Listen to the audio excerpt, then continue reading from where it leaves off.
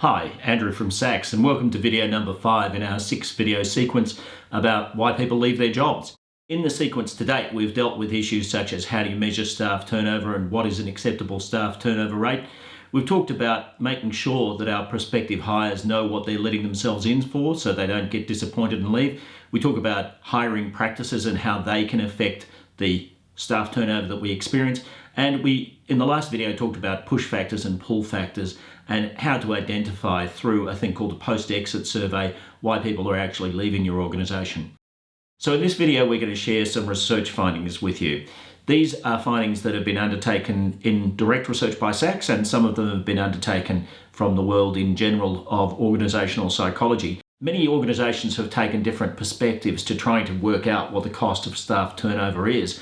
And some years ago, I was involved in a steering committee of an Auditor General's audit into HR practices within the public sector. And one of the things that they sought to do was to actually cost staff turnover. Now, if you look at the studies that have been undertaken to do this, some people estimate it as low as 33% of the salary of the person who's leaving. So let's say the person's paid $100,000, they come on board, and let's say 2-3 months down the track they leave. You would value that, some would say, at $33,000. Others would value it much higher, and I've seen estimates in certain positions. Let's say it's a position that takes an enormous amount of training.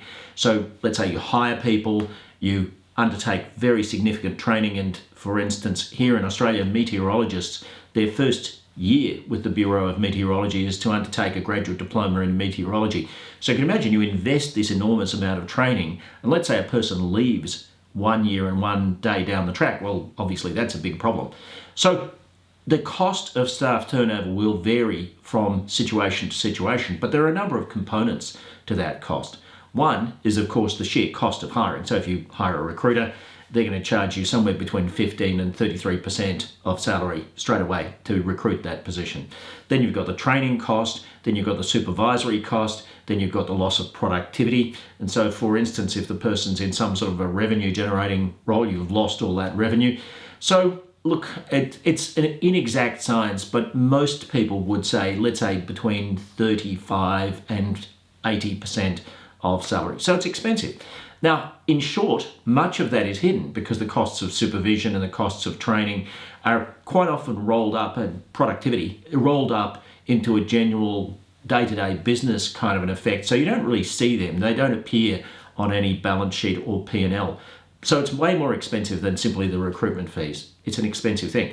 Now, we certainly know that work groups that have high staff turnover and have really clear P&Ls, they struggle to get to profit much more than work groups that have got more modest turnover, let's say 10 to 12% turnover. So it's a measurable difference. But I want to show you some other really interesting findings on the question of staff turnover, and I want to familiarise you with a study that we undertook at Sachs where we measured the reasons for leaving of something like 2,000 people across Australia and New Zealand, and this was a major study into why people had left their jobs and also some characteristics which identified were there differences, let's say in gender or in background or in salary or something like that, as to why people left their jobs.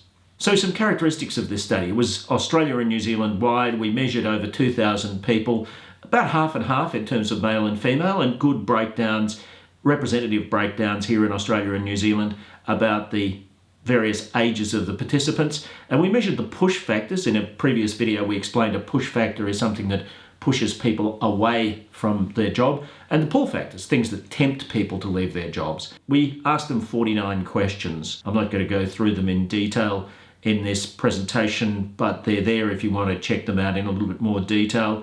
And here's what we found. By the way, you'll notice that these percentages add up to way more than 100 because it turns out that most people don't leave a job just for one reason alone. They leave a job often for 2 or 3 reasons. So when we asked people why they left their jobs, they quite often gave us multiple reasons as to why they left their jobs. But usually there was 1 or 2 that were most dominant. And the single greatest reason for leaving jobs in Australia and New Zealand was I moved to a more exciting opportunity. So you would call that a pull factor. So that's great, isn't it? Because nearly 35% of people in Australia and New Zealand had left their job because they found something more wonderful. That's great. Not a great deal that you can do about that, you might say, although I would raise the question about whether that's true. You know, as we're talking about reducing staff turnover, one of the most powerful things that you can do to overcome this characteristic of I found a more exciting opportunity is to create a greater possibility of finding exciting opportunities within your own organisation. I often like to think of organisations in terms of internal career markets. An organisation that has a good internal career market doesn't have many restrictions about whether I can move from this division to this division, let's say, or from this type of role with training to this type of role. And some organisations have set themselves up to try to be helpful. You know, they gazette opportunities internally, maybe on an intranet or something like that. They encourage internal candidates to apply for these jobs. Some will even say we look at internal candidates before we look at external candidates. All of those things create an internal career market, and that can be excellent to cause people not to have to leave your organisation to find their next exciting opportunity. So consider in your own organisation the barriers that you have and the encouragements that you have to create a really open internal career market. Then there's absence of clear performance feedback. Well, clearly that is a leadership capability, isn't it? I didn't give this staff clear performance feedback, so they quit. Now, in a previous video, I said people join a job and leave a leader. Well, this is clearly a leadership characteristic, isn't it? So are your leaders taking the opportunity to make it clear to people what they're doing well and to guide and coach and support them to do their job better? Human beings love to learn, and if you support people to advance their learning and careers, then they're much more likely to stay with you. The next one is I move to a better paying job. So that's the third reason. And so very often clients have told me that's reason number one, but when you conduct a post-exit survey with a third party, you may well find that it drops down to number three. And this is where every organisation should undertake remuneration reviews. You know, what's the problem with going out and paying somebody to find out whether you're paying people appropriately? If you are actually underpaying people, then you're going to lose more people to comparable jobs that pay better. The next one is a bad relationship with my supervisor. So once more, we have a leadership aspect here. In the very next video, we'll be talking about things that you can do to reduce staff turnover, and I'll be explaining a style of leadership that works well from a retention point of view.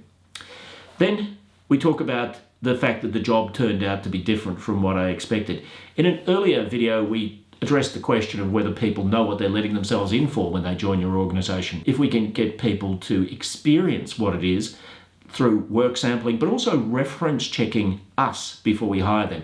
Yes, we will reference check them, but get them to reference check us. So when they join us, they've made a wise decision about the fact that they're confident they will fit into what we're doing and they'll like it. That will reduce staff turnover as well. The organisation was perceived to be unsettled, negative environment. 18% of people in Australia and New Zealand left for that reason, or at least that was a contributing factor. People don't like chaos, do they? Makes sense. I guess the guide there is try not to be a shambles as an organisation if you want people to stay. The work was not meaningful. Again, that kind of relates to the earlier question of whether the job turned out to be different from what the person expected, because people love to do meaningful work. But that's one of the reasons people do work. Yes, they want to get money, but if they're getting money by doing something meaningful and something that contributes in some sort of an important way, of course, that's far more attractive. And then the job was too demanding or stressful. Negative experiences with colleagues is another contributor. And a very small contributor is where people were leaving for personal reasons not related to the job. And the personal reasons not related to the job might be my spouse relocated, or I had some issue where I had to go and rejoin a family member or something of that nature. Here we've got health and community services, and here we've got personal and other services.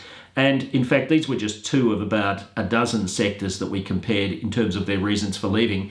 And you can't really see this in great detail, and I don't want to dwell on it in great detail. So what we've got is quite similar orders for why people left, with the most important thing being moved to a more exciting opportunity, and the least important being leaving for personal reasons not related to the job.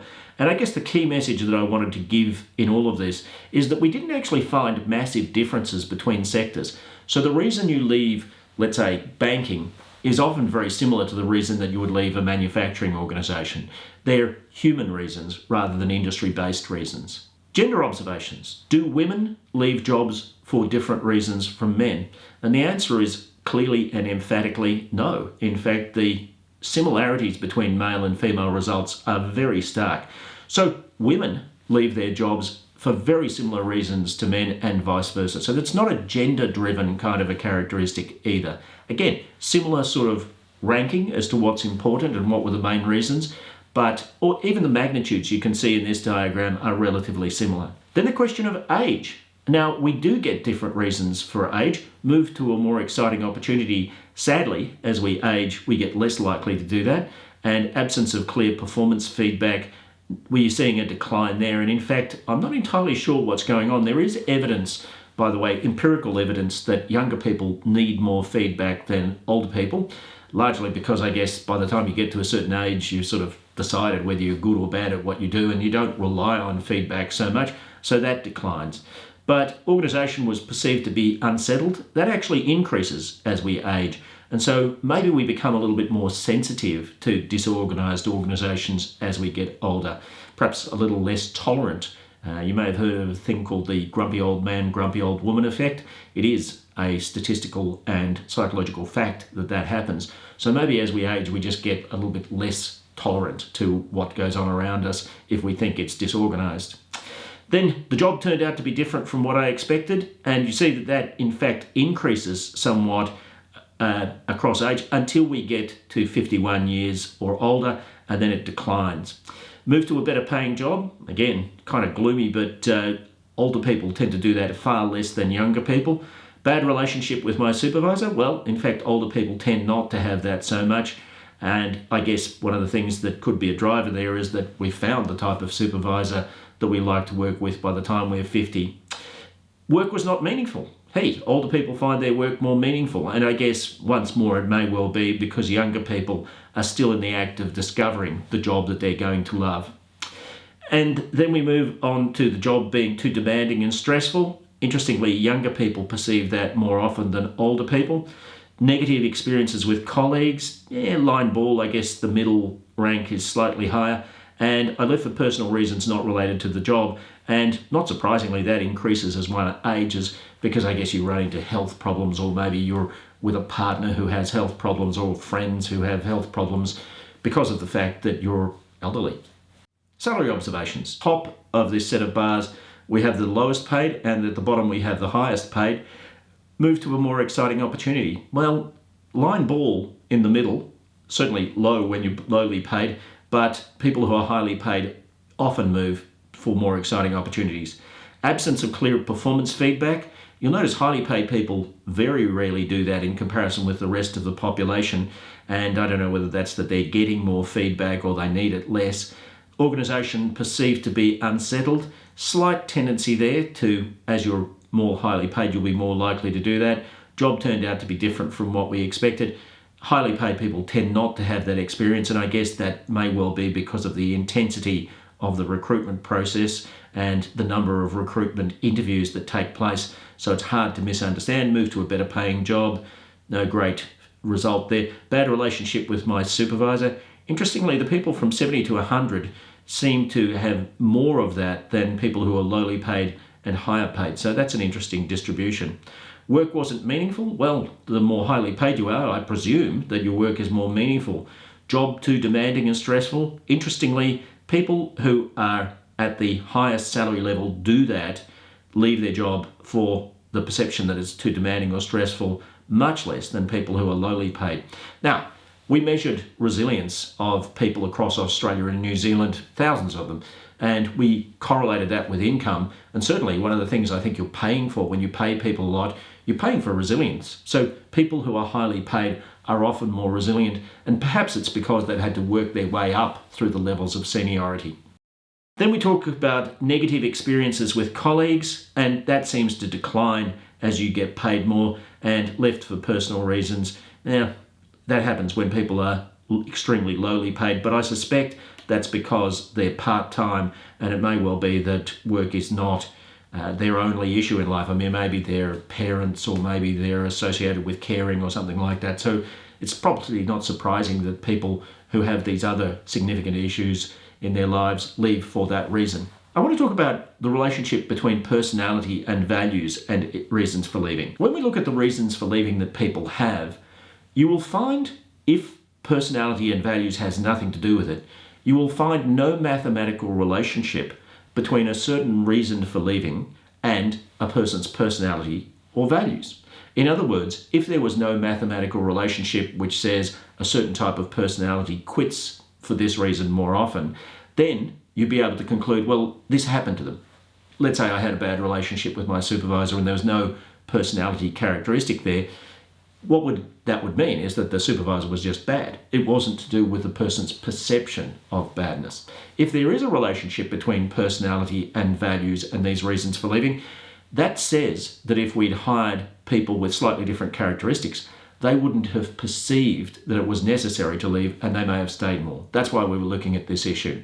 Now, what do we mean by personality? I won't go into this in great detail. There's plenty of information about this on the web. This is the hexaco model of personality, and all I want to say is we're using the hexaco model of personality in this particular study. Then values, we're using the Schwartz individual values models. He calls it the Schwartz Portrait Values Questionnaire. So we're measuring values using the Schwartz instrument. And Shalom Schwartz is one of the greatest researchers in the world on the topic of values. Multiple publications, many citations, data based on literally millions of people. It's big data research and impeccable high quality research. So when Schwartz gives us an outcome about someone's values, I think it can be relied on. Using a stepwise multiple regression process, what we're able to do is to identify the key characteristics of people who left the job for personal reasons not related to the job. Now, over here, you see this adjusted R squared. You can call that a percentage accuracy figure. So this is 23% of the variance in people leaving the job for personal reasons not related to the job was due to these personality and values characteristics. So what does that mean? It means that if you have 1,000 people, 23% of them may leave that job for personal reasons or their perception that there are personal reasons that cause them to need to leave the job. 23% is a lot because the accuracy of your average interview is 12%. The accuracy of your average reference check is about 7%. So don't ignore 23%. That's big in the world of recruitment. And if we look at the predictors, and what it shows is that people who are low in perfectionism were more likely to perceive that they had to leave the job for personal reasons. What does low perfectionism mean? It means people who are not very good at dotting the I's and crossing the T's. So people who might be a little bit scrambled or disorganized in the way that they do things. They're the people who are most likely to leave the job based on a perception that they had personal reasons. Stimulation. Stimulation is a value and it means I believe it's good to do new and different things. Well, even though they perceived that they were doing it for personal reasons, a fair slice of them were doing it because they were simply seeking more stimulation. Sentimentality. Sentimentality is all about feeling the feelings of other people. And you can imagine that if somebody near to you needs care, a person who has high levels of sentimentality is going to feel deeply about that person, and so that may have led them away. Then tradition. Highly traditional people are much more likely to have left the job for reasons of a perception of personal reasons. And also low liveliness. Low liveliness is where people are gloomy, pessimistic, not very cheerful people. So interesting, isn't it? Now, of course, we're explaining 23% of the variance based on personality. And so there's what? 75, 80% of the variance explainable by other things. Of course, people who have extremely positive and favorable personality characteristics are going to leave a job purely and simply because they have to look after somebody else or something like that. But it is worth noticing that if you recruit people who have these characteristics, highly emotional people, for instance, people who are perhaps a little disorganized, then don't be surprised if that would increase your staff turnover across a population, like if you're recruiting 50, 20, 100, 200, 1,000 people. Bad relationship with supervisor, and the R squared here is only about 14%. So 14% is not nothing, but actually what it means is that most people are leaving because they actually have a bad supervisor, or at least think they have a bad supervisor. Now, the characteristics that cause people from a personality and values point of view to feel that they have a bad supervisor, one is low stimulation causes people to perceive that they have a bad relationship with their supervisor. So low stimulation means I believe it's better to do things that I'm used to and to not have much risk. And so that causes people to be more likely to leave. Highly traditional people. And by the way, you see, tradition pops up a bit. So if we've been brought up to believe this is the way that things should be done, maybe the supervisor's asking us to do something in a slightly different way, we quit. Liveliness. So cheerful people tend to perceive that they have bad relationships with their supervisor. I reckon I know exactly what's going on there. People who are cheerful sometimes have to report to leaders who are gloomy, pessimistic and cynical. And cheerful people hate that, so they quit. Social boldness. People who are socially bold may well be more confident to quit because of the fact that they have that social boldness. And if they are confident and they feel that their relationship with their supervisor is bad, that may well drive them away. And also people who are high in greed avoidance, so they're not greedy people, they will perhaps think, all right, well, I'll leave the supervisor purely and simply because I want to go on and experience better things in my work life. So let's talk about the perception that work is not meaningful. And I think that this is a meaningful set of results because the effect size here is close to 30%. And so you can imagine 1,000 people, 300 of those might leave their jobs because they perceive the work is not meaningful, not because of the work, but because of their personality and values characteristics. So let's look at the key drivers of that. Number one is fairness. People low in fairness tend to perceive their work not to be meaningful. So they're people who are dispositionally not inclined to equal solutions, not inclined to just solutions. So it's almost like this unjust perspective says, well, I feel I'm somehow being wronged, and that's why I'm going to leave my job. Interestingly, people who are low in greed and avoidance tend to be more likely to stay, because that's what this means. High greed avoidance means that they're likely to perceive their work not to be meaningful. And the effect there, I think what's going on there is that if a person's a greedy person, a person who really wants to get ahead commercially, well, maybe the meaningful work perception is not so important there, and they'll stick with it because it pays well, for instance. But then sincerity. So people who are low in sincerity tend to find that their work is not meaningful. So low in sincerity means people who are inclined to say what they think will get them ahead in life, who will be manipulative. They're more likely to perceive their work not to be meaningful.